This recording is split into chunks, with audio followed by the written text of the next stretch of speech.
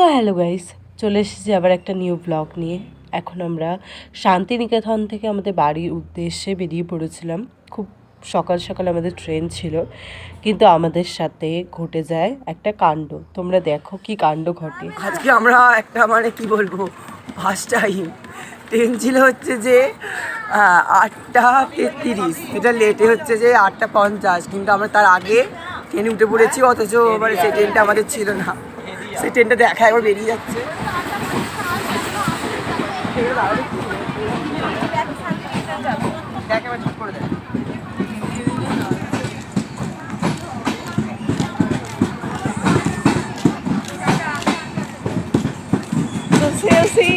কি বলবি? এক্সপ্রেসটা মিস করার কারণে আমাদের লোকাল ট্রেনে ফিরতে হচ্ছিল, এবং ট্রেনে ফেরার সময় একটি ছোট্ট কিউট বাচ্চার সাথে আমার দেখা হয়। দেখো কি বলছে। তারপর ডালিম গাছে মো